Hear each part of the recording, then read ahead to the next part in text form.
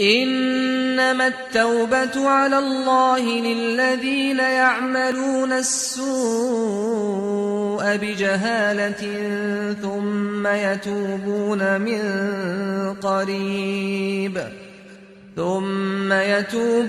من قريب فأولئك يتوب الله عليهم وكان الله عليما حكيما. وليست التوبة للذين يعملون السيئات حتى إذا حضر أحدهم الموت قال إني